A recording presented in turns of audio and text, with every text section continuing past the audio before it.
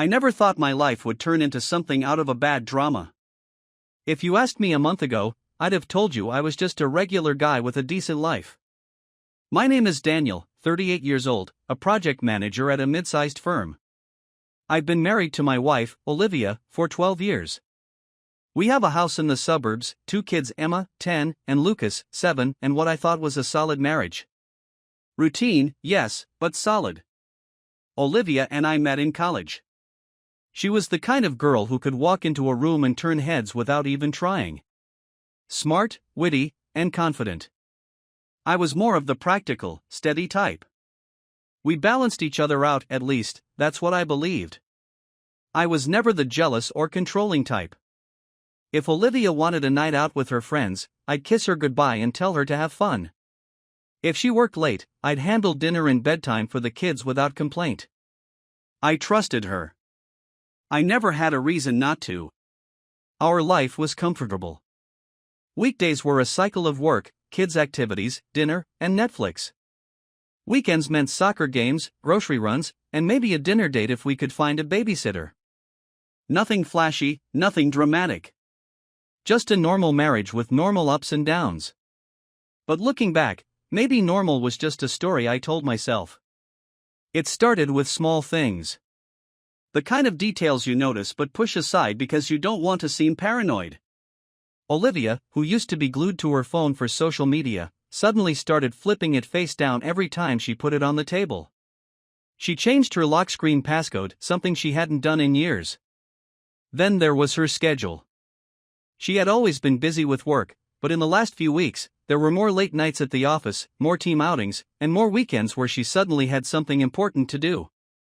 I didn't question it much at first until one night when she told me she had a work dinner but came home with her hair down and the faintest smell of cologne that wasn't mine. I chalked it up to paranoia. Maybe she hugged a colleague. Maybe I was just overthinking things. But the feeling, the one deep in my gut, wouldn't go away. The first real red flag. The first undeniable red flag came on a Saturday night.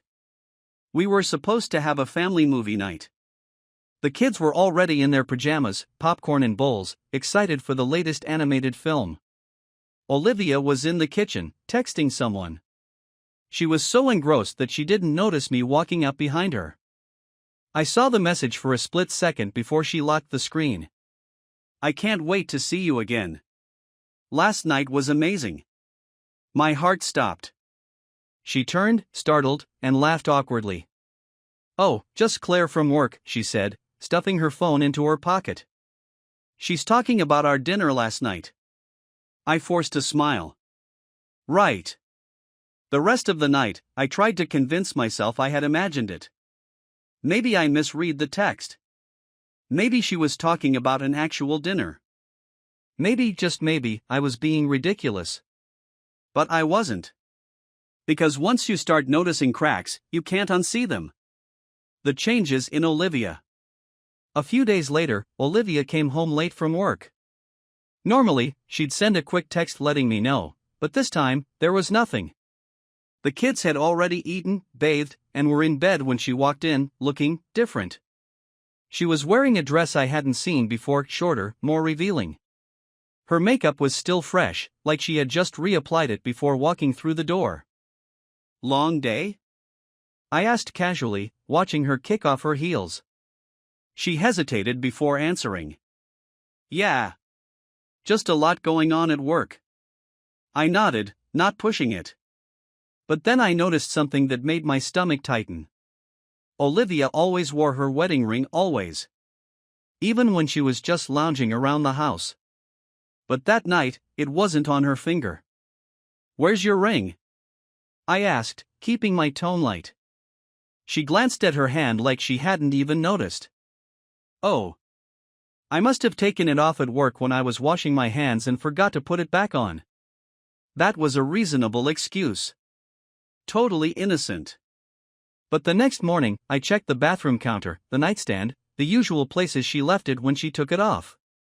It wasn't there. Cracks in the foundation.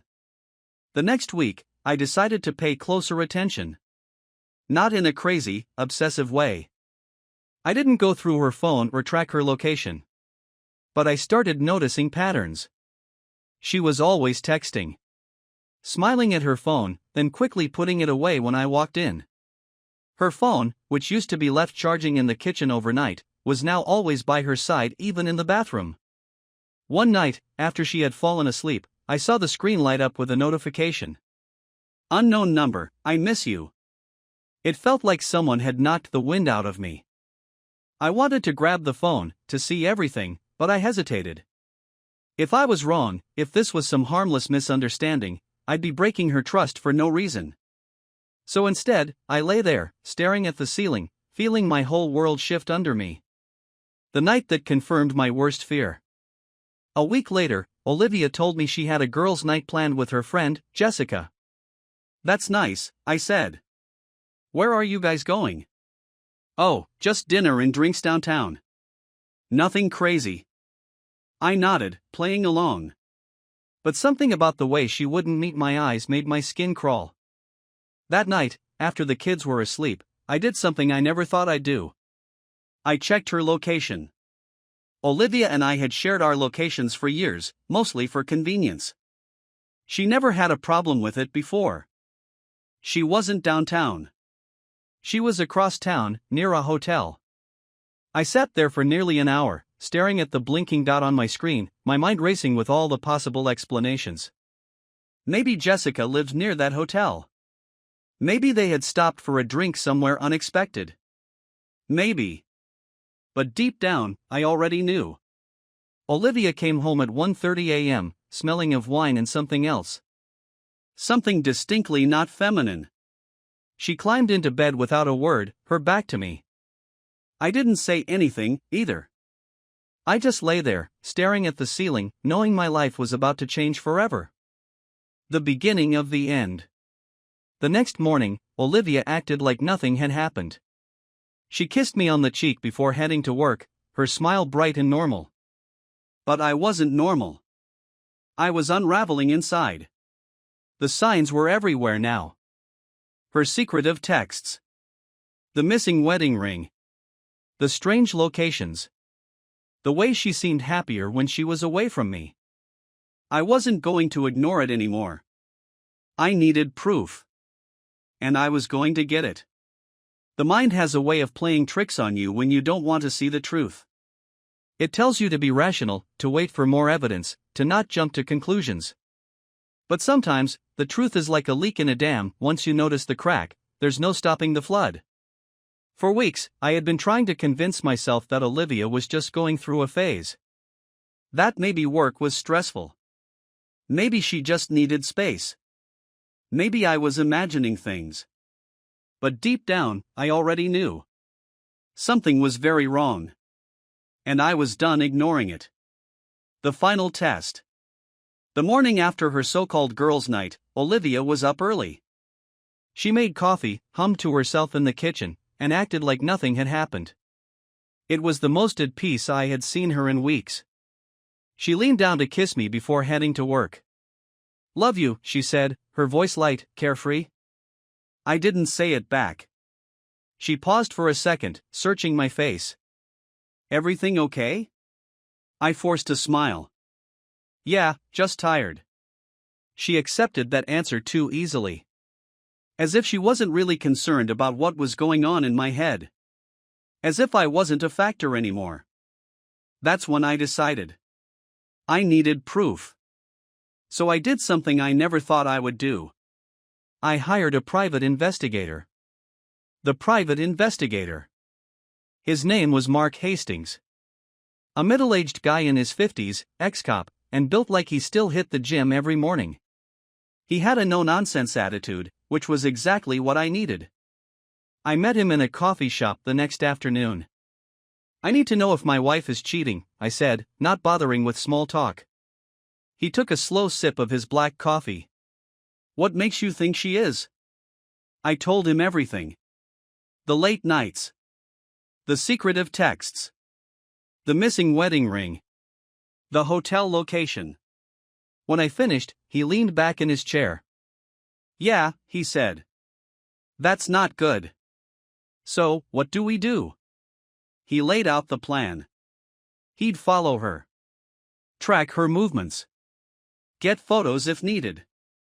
He said he could have an answer for me in a week, maybe less. It was the longest damn week of my life. The call that changed everything. On a Wednesday afternoon, while I was at work, my phone buzzed. It was Mark. "Got something for you," he said. "Can you meet now?" I left the office without saying a word. When I got to his car, he handed me an envelope. "Take a deep breath before you open that." I didn't listen. I ripped it open. Inside were photos. Olivia. In a parking lot. Kissing another man. My chest tightened. My hands shook. I kept flipping through the photos like an idiot, as if somehow, the next one would make it all go away. But it only got worse. There was a picture of her getting into his car. Another one of them entering a hotel together. A time-stamped image of them leaving the next morning. I felt like I was watching my life collapse in real time. Mark let me sit in silence for a few minutes before speaking. I ran a background check on the guy. I looked up, barely able to process what he was saying. His name's Jason Carter. Divorced. Works in finance. I don't know how long they've been seeing each other, but judging by how comfortable they looked together, I'd say it's not new.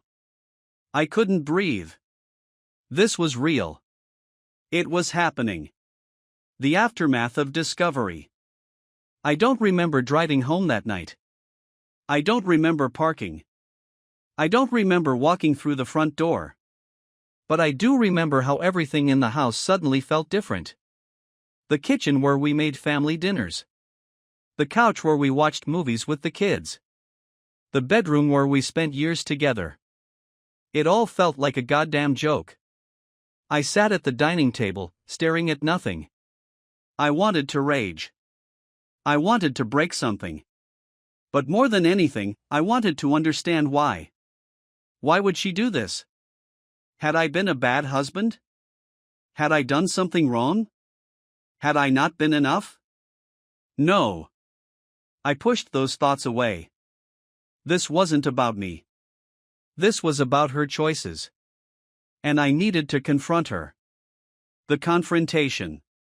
When Olivia came home that evening, she was on the phone, laughing. I felt sick just hearing it. She froze when she saw me sitting at the table, the envelope in front of me. "Hey," she said, forcing a smile. "Everything okay? Sit down." Her face changed. "Why?" "Just sit." She hesitated but eventually did. I slid the envelope toward her. "Open it." She frowned, but she did as I asked. The second she saw the photos, all the color drained from her face. I watched her closely. I wanted to see if she'd deny it. If she'd lie. But she didn't. She just stared. "How long?" I asked, my voice eerily calm. Her lips parted, but no words came out. "How long, Olivia?" She swallowed hard. 6 months. My stomach clenched. 6 fucking months. Tears welled in her eyes. No, I cut her off. "Don't you dare make excuses." She wiped her eyes. "I never meant to hurt you." I laughed, but it was hollow. "Yeah? You have a funny way of showing it." "Daniel, I stood up so fast the chair scraped against the floor. "Do you love him?" I asked, my voice deadly quiet. She hesitated. And that hesitation told me everything. I felt something inside me snap. "I want a divorce," I said.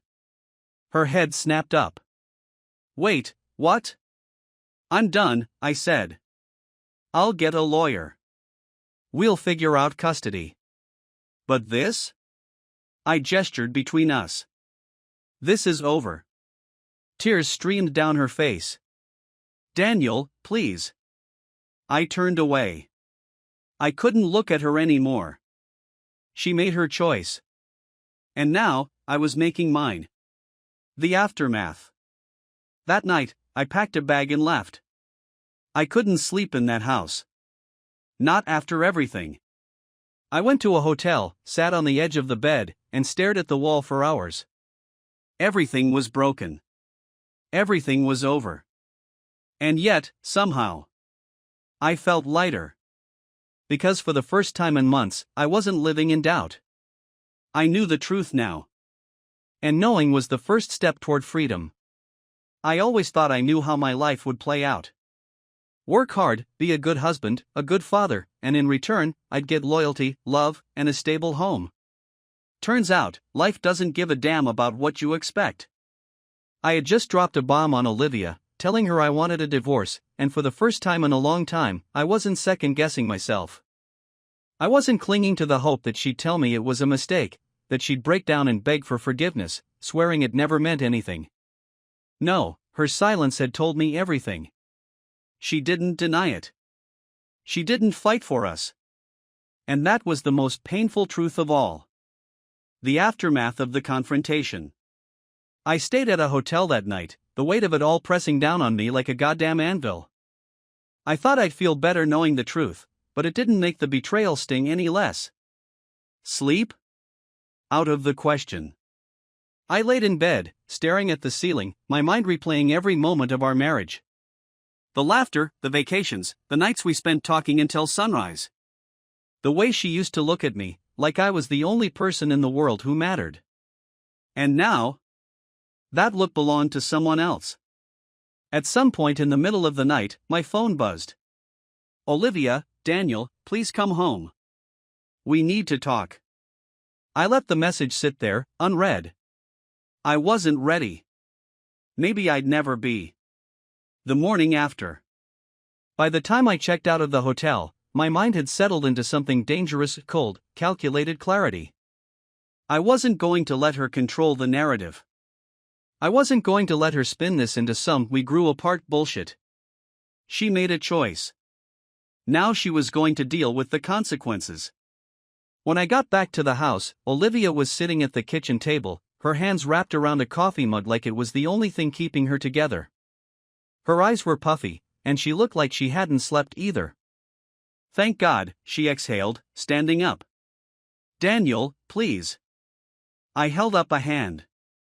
Don't. She froze. We're not doing the whole dramatic apology scene, I said, dropping my bag onto the couch. I'm here to figure out the logistics. That's it. Her face crumbled. I don't want a divorce. I laughed, but it was empty. That's funny. Because you sure as hell didn't act like a woman who wanted to stay married. She flinched. It wasn't. Don't say it wasn't serious, I cut her off. Because 6 months isn't a mistake, Olivia. It's a relationship. Her lip trembled. I was going to end it. Were you? I tilted my head. Or were you just waiting for me to find out so you wouldn't have to make a choice? She opened her mouth, then closed it. There it was. That hesitation. That goddamn hesitation. I let out a bitter chuckle. That's what I thought. The excuses begin. For the next hour, she tried everything. Denial. Justification. Blame. At first, it was I never meant to hurt you and it didn't mean anything, but when she realized I wasn't buying it, she pivoted. This marriage hasn't been perfect for a long time, Daniel. I scoffed. Oh, so this is my fault now? She shook her head. I'm not saying that. Sure as hell sounds like you are. She rubbed her temples. I don't know how to explain it. I felt lost. Like something was missing. I narrowed my eyes. And instead of talking to me, you fucked someone else? Her face twisted in pain, but I didn't care. I wasn't about to comfort the woman who ripped my life apart. You weren't paying attention to me anymore, she whispered. My blood ran cold. That was her excuse? Are you serious? I barked out a laugh. You think this is because I wasn't paying enough attention to you? She didn't meet my eyes. Olivia, I work my ass off for this family. I take care of the kids, I make sure you have everything you need, and somehow that wasn't enough? Tears welled in her eyes. I'm not excusing it. But you are, I cut in. Because if you really felt neglected, you could have told me. But instead, you chose the easy way out. You chose to sneak around behind my back and fuck some guy like a goddamn coward. She gasped, stepping back like I'd slapped her. Good. Let it hurt. Let her feel a fraction of what I felt. The question that changed everything. There was only one thing left to ask. Do you love him? She stiffened. And in that moment, I knew. She didn't need to answer. That silence? That hesitation? It was louder than any confession she could have given. I let out a slow breath. Okay. She frowned. Okay? I get it now. Daniel, wait. But I was already walking away. There was nothing left to say. The beginning of the end. I spent the next few days meeting with a lawyer, figuring out how to untangle 12 years of marriage. Olivia tried everything to talk to me. She begged. She cried. She promised she'd do anything to fix it. But it was too late. Once trust is gone, there's no getting it back. The kids knew something was wrong. Emma kept asking why Mommy was sleeping in the guest room. Lucas clung to me like he could sense everything was falling apart. And maybe that was the worst part. Not the betrayal. Not the divorce. But the fact that my kids were caught in the middle of this wreckage. The final blow. One night, a week after the confrontation, Olivia and I sat down to discuss custody arrangements. I don't want to break up our family, she said, voice trembling. I sighed. Olivia, our family was broken the moment you chose him over me. She swallowed. I never stopped loving you. I met her gaze. Yes, you did. She burst into tears, but I didn't comfort her. That wasn't my job anymore. Moving forward. The next morning, I packed my bags. I wasn't staying in that house any longer. Before I left, Olivia stood by the door, watching me with red-rimmed eyes. Is this really it? I didn't answer. I just walked out. And as I drove away, I realized something. I wasn't heartbroken anymore. I was free. There's a moment after your life falls apart where everything feels eerily still. Like the world is waiting to see what you're going to do next. I sat in my car outside the house I had just left, hands gripping the steering wheel, mind racing. Olivia had betrayed me. She had lied to me. She had destroyed our marriage. And yet, I wasn't as broken as I thought I would be. There was no overwhelming sadness, no unbearable grief. Just rage. Cold. Calculated. Rage. This wasn't just about me anymore. It was about my kids. It was about everything I had built, everything I had sacrificed, just for her to throw it away like it meant nothing. I wasn't going to just walk away quietly. No. I was going to make sure she felt this. Phase 1, the legal war. I drove straight to my lawyer's office, barely waiting for my turn before sitting down across from him. I want a divorce, I said, my voice steady. And I want full custody of my kids. My lawyer, David, leaned back in his chair, folding his hands together. Tell me everything. So I did. I told him about the affair, the photos, the confrontation, everything. He listened carefully, jotting down notes, his expression unreadable. When I finished, he sighed. Cheating doesn't automatically mean you'll get full custody, Daniel. But if we can prove that she was neglectful, if her affair had any impact on the kids. She was sneaking off to hotels while I was at home raising our children, I snapped. You don't think that's neglectful? David nodded slowly. It's definitely something we can use. Good, I said. Because I'm not letting my kids live in a house where their mother is bringing another man into their lives behind their backs. David studied me for a moment. Are you sure you want to go to war over this? I didn't even hesitate. Yes. Phase 2, the emotional battlefield. When I got back to the house that evening, Olivia was waiting. Daniel, please, she started. We need to talk. I walked past her like she wasn't even there. She followed me into the kitchen. You've been gone all day. Where were you? Meeting with my lawyer, I said, pouring myself a drink. She paled. Your lawyer? I nodded. Filing for divorce first thing in the morning. She looked like she had just been punched in the gut. Daniel, please. We can. I turned to her, my voice sharp as a blade. We can what, Olivia? Work through it? Pretend this didn't happen? Let me guess, you're suddenly ready to fight for our marriage now that you're about to face consequences? Tears filled her eyes. I made a mistake. I laughed, but there was no humor in it. A mistake? Olivia, you carried on a 6-month affair. That's not a mistake. That's a choice. Over and over and over again. She swallowed hard. I didn't want to lose you. Well, you did. I walked past her, heading upstairs to grab a few more of my things. That's when she dropped the bombshell. I ended it with him. I froze in the doorway. What? She wiped at her tears. I ended it. The second you found out, I cut him off. I told him I wanted my family. I wanted you. I turned back to her, shaking my head. You don't get to want me now, Olivia.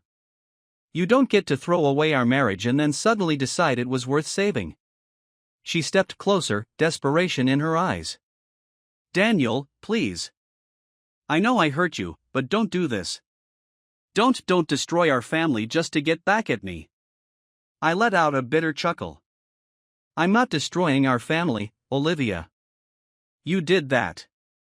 Her face crumpled. I still love you. No, you don't, I said coldly. You loved the comfort of me. You loved knowing that no matter what, I'd always be here. That's not love, Olivia. That's entitlement. I left her standing there, shaking, crying. And for the first time since this nightmare started, I didn't feel weak.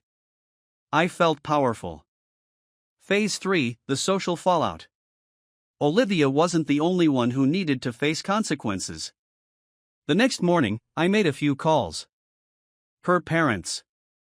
Her siblings. Our mutual friends. I told them everything. Some were shocked. Some tried to be neutral. But most? They were disgusted. I wasn't looking for sympathy. I wasn't trying to turn people against her.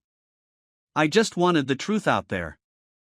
No sanitized version of events where she played the victim. And then, I made one last call. To Jason Carter's wife. Because turns out Olivia wasn't the only one who had something to lose. When his wife picked up, I kept it simple. Hi, is this Melissa Carter? Yes, who is this? My name is Daniel, and I think you should know your husband has been sleeping with my wife for the last 6 months. Silence. Then, a soft, shaking breath. Are you sure? I forwarded her the pictures. And just like that, Jason's life was about to implode just as hard as mine had. Good. Phase 4, the choice between revenge and freedom.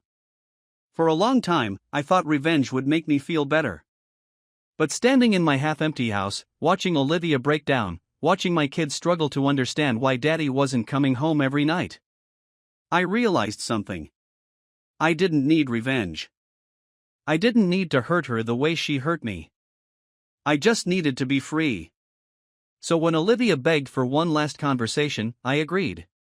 She sat across from me, looking exhausted, broken. Is there any chance we can fix this? I sighed, rubbing a hand down my face. I don't think so. Tears welled in her eyes. I still love you. I met her gaze, feeling nothing but exhaustion. Maybe you do, I said. But I don't love you anymore. And that was the real truth. She had broken something in me that could never be repaired. And I wasn't going to waste any more of my life trying to fix it. Moving on. A few weeks later, I moved into a new apartment. The divorce was in progress. The custody battle was underway. And for the first time in months, I felt like I could breathe. Olivia would have to live with what she did. Jason Carter was facing his own hell. But me? I was finally free. And that was better than any revenge I could have ever imagined. It had been 3 weeks since I left. 3 weeks of lawyers, custody battles, and trying to rebuild a life I hadn't planned on starting over. 3 weeks since I watched Olivia break down, begging for another chance. And I hadn't spoken to her since. Not directly, at least. Our conversations had been reduced to short, clipped texts about the kids. Lucas has a dentist appointment tomorrow. Emma forgot her homework at your place. Can you drop it off? Let me know when you're picking them up this weekend. Everything we once had, every moment of intimacy and partnership, had been boiled down to cold, emotionless logistics. And maybe that was for the best.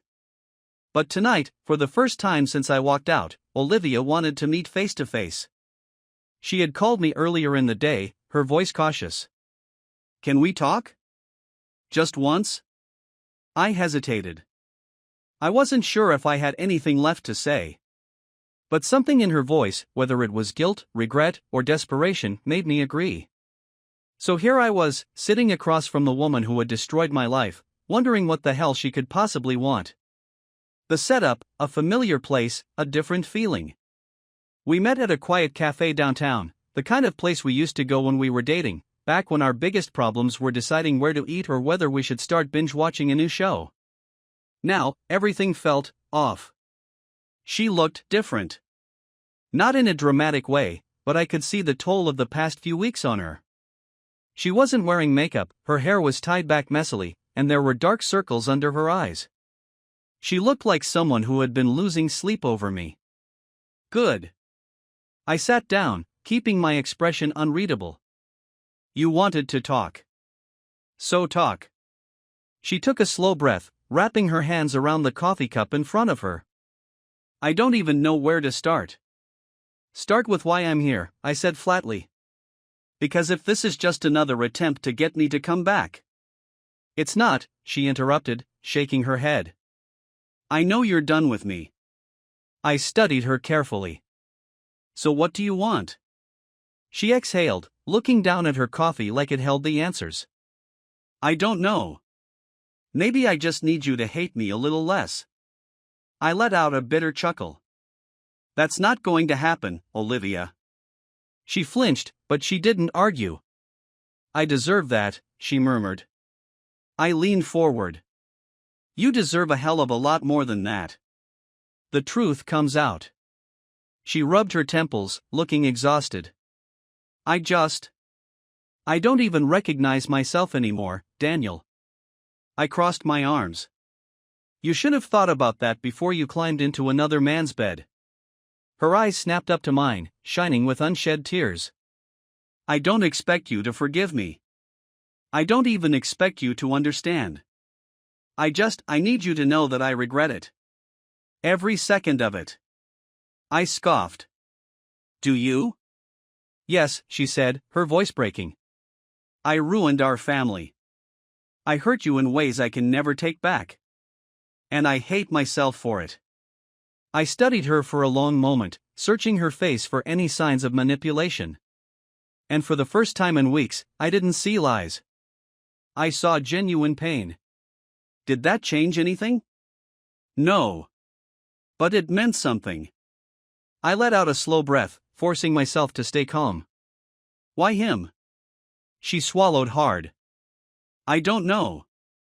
That's bullshit. She winced. I mean, I know why it happened. I was feeling lost. Like something was missing. I shook my head. That's still bullshit, Olivia. Because we both know if you really felt that way, you could have talked to me. You could have told me something was wrong. But you didn't.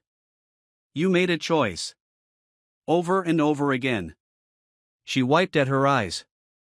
I know. Silence stretched between us. I finally leaned back in my chair, exhaling through my nose. So what happens now? She let out a shaky breath. We co-parent. We figure out how to exist in the same world without tearing each other apart. I nodded slowly. Agreed. I don't want us to be enemies, she whispered. I took a sip of my coffee, considering my next words carefully. We already are, Olivia. Whether you meant to or not, you made sure of that. She let out a quiet sob, covering her face with her hands. I didn't comfort her. That wasn't my job anymore. The final goodbye. When she finally looked up, her expression was raw, stripped of all the denial and defensiveness she had carried before. I miss you, she admitted, voice barely above a whisper. I sighed. Yeah. I miss who we used to be, too. Her face crumpled. Is there really no hope for us?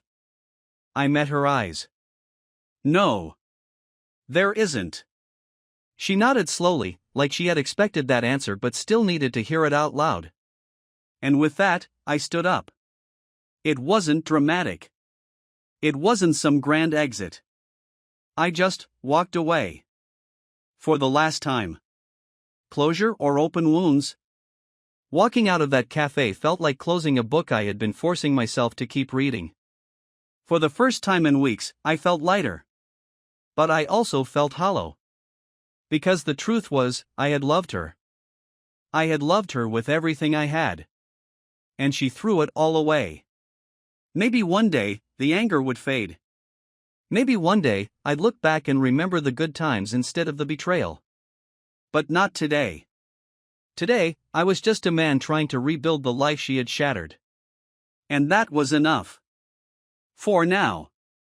The thing about heartbreak is that it doesn't kill you. It just makes you wish it did. It had been 6 months since I walked out of that cafe, leaving Olivia behind for good. 6 months of lawyer meetings, custody schedules, and trying to untangle our lives after over a decade of marriage. 6 months of learning how to sleep in an empty bed. Some days were better than others. Some days, I felt almost normal, like a man who had survived the wreckage and was finally breathing fresh air again. Other days, I caught myself reaching for my phone to text her before remembering she wasn't my person anymore. She was just someone I used to love. And I was still trying to figure out what the hell that meant. Rebuilding the pieces. Moving out of the house had been the hardest part. I had fought to keep it at first, thinking it would give the kids a sense of stability. But the truth was, every room in that place was haunted. The kitchen where we used to cook dinner together. The bedroom where she whispered I love you while sleeping next to me, knowing damn well she was cheating. The backyard where I taught Lucas how to ride his bike. It was a museum of broken promises. So I let it go. I found a decent apartment close to the kids' school, made sure they had their own rooms, and did my best to make it feel like home. At first, they struggled with the transition. Lucas cried the first night, asking why mommy wasn't here. Emma tried to act strong, but I caught her wiping away silent tears when she thought I wasn't looking. That was the part Olivia never considered. The way her betrayal didn't just destroy me, it fractured our children's world, too. But I didn't tell them that. I just held them tight, promised them we'd figure it out, and did everything in my power to make sure they never saw how broken I was. Because they didn't need a father who was drowning. They needed one who was still standing. The ghost of her. Olivia and I barely spoke outside of the necessary exchanges about the kids. She tried a few times, sending texts that weren't about school schedules or doctor's appointments. I hope you're okay. Lucas said you guys had a fun weekend. I'm glad. Do you ever think about us? I never responded. Because what was the point? We weren't an us anymore. She had made damn sure of that. But even with all the distance, I still felt her presence everywhere. Every time I drove past a restaurant we used to love. Every time I heard a song that reminded me of our road trips. Every time I lay in bed, staring at the ceiling, wondering if I'd ever truly be over her. Some wounds don't heal. They just stop bleeding. Dipping a toe into the dating pool. After a few months, my best friend, Chris, decided I needed to get laid. "You gotta move on, man," he said over beers one night. "I know Olivia fucked you up, but you can't let her have that kind of power over you." I took a long sip of my drink. "I'm not ready." Chris rolled his eyes. "Dude, I'm not saying go find your next wife. Just go on a date. Get out of your own head." I didn't agree right away. But a week later, I found myself setting up a dating profile anyway. At first, it felt wrong, like I was cheating, even though I was the one who had been betrayed. But the more I scrolled, the more I realized something. There were other women out there. Women who hadn't lied to me. Women who weren't Olivia. And maybe, just maybe, one of them could help me forget. The first date. Her name was Rachel. She was a schoolteacher, divorced like me, and had a sharp sense of humor that made me laugh more than I had in months. We met for coffee on a Sunday afternoon, and for the first time in a long time, I felt normal. Like a man, not just a betrayed husband. Like someone who still had a future. The date was easy, effortless. Until the end, when she hesitated before asking, "So, how long have you been divorced?" I could have lied. But I didn't. 6 months, I admitted. Rachel's smile faltered. Oh. There it was. The unspoken "you're not ready" hanging in the air between us. And maybe she was right. But I wanted to be. God, I wanted to be. So when she asked if I wanted to meet again, I said yes. Because moving on wasn't about waking up one day and magically being over it. It was about taking the first step, even if it felt like walking on broken glass. Running into Olivia. I didn't expect to see her that night. Rachel and I had gone to dinner, and as we were leaving the restaurant, I heard my name. I turned. And there she was. Olivia. Standing just a few feet away, looking at me like she had just been punched in the stomach. She wasn't alone. She was with a friend, someone I vaguely recognized from her office, but it didn't matter. Because in that moment, all I saw was her. And she saw me. With someone else.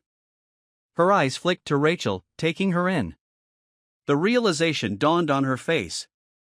I was dating. I was moving on. And for the first time since she ruined our marriage, Olivia looked like she was breaking. I didn't smile. I didn't smirk. I didn't say a word. I just gave her a nod and walked away. Because she didn't deserve my pain anymore. Endless pain or a new beginning? I won't lie and say everything was magically better after that. That I stopped thinking about her. That I stopped missing what we had. Because healing isn't a straight line. Some nights, I still lay awake, remembering the way she used to curl up against me in her sleep. Some mornings, I still reached for her side of the bed before remembering it was empty. But every day, it hurt a little less. Every day, I felt a little stronger. Every day, I became more me and less the man she had broken. So was this the end? Or was it a new beginning? I didn't know. But for the first time in a long time, I was looking forward to finding out. Final thoughts. Betrayal changes you. But it doesn't have to define you. And in the end, that's what mattered most. Not revenge. Not what ifs. Just the choice to keep going. One day at a time. And that? That was enough.